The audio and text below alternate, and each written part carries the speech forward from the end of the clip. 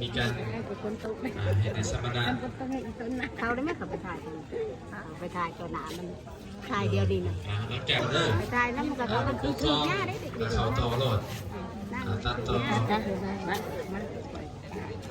จะเขาก่อนก็ได้อันนี้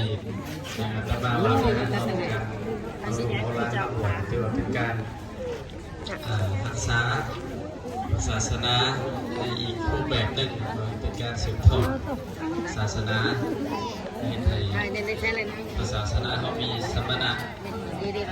เราเองสมณะคือสมณีมีคุณ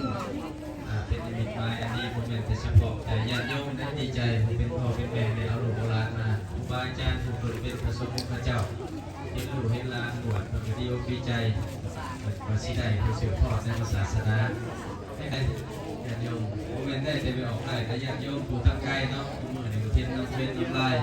เป็นจุดจะเก่าเท่าใส่หัวลงแล้ววัฒนธรรมเพื่อนกันได้ทุกคนนอกจากเขาเป็นพ่อเป็นแม่จะเป็นการแผ่บุญแผ่กุศลแผ่ความเรียกว่าเป็นทัศนะเป็น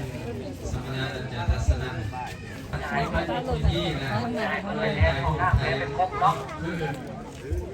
เป็นกรมสุรบุรีเตรียมมิตรแท้มากนะมอบให้ลูกด้วยเนาะให้ลูกก็ถือเป็นแท้อยู่ของหน้าเขาเลยพ่อแม่พ่อเฒ่าแม่เฒ่าและสำคัญเลยผู้ใหญ่เลยเนาะเป็นผู้ใหญ่เอาเฒ่าแม่เฒ่าแถวนี้พอปกครองเขาไปตัดเลยเนาะตัดเลยแถวนี้ผู้ปกครองตัดเลยแล้วก็มีโครงการมาเลยมีญาติโยมสนใจนะครับต่อต้องสินำญาติโยมเด้อมีโครงการเป็นผู้บวชเนาะเพื่อนอยู่เพื่อนสิเป็นผู้บวชแนมกล้องแนมโงยผูกนะโงยแบบโงยเสือได้แบบง่ายๆทุกท่านแม่บางคนไอ้นี่ดินี่ดิเพื่อนบวชมาเลยสิเขาอยากขอใจพี่เอาใหม่นะเห็นว่าสืบเสียงได้มากหลายปี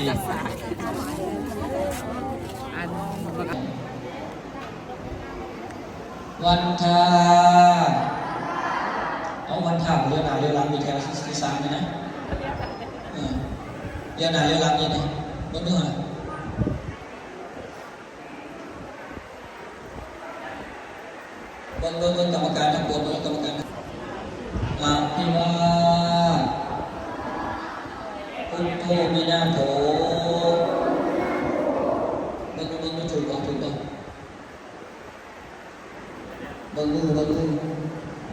อัญชลีวันทาอาภิวาธัมโมวินาโถอัญชลีวันทาอาภิวาสังโฆวินาโถ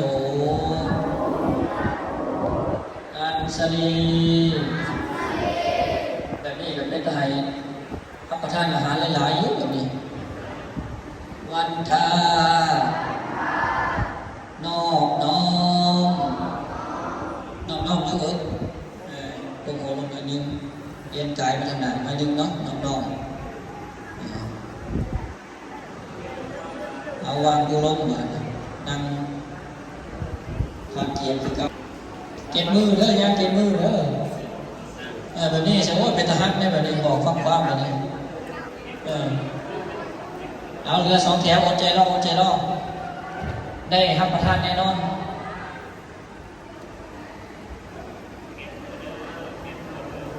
เอาเก็บมือเด้อแถวที่หนึ่ง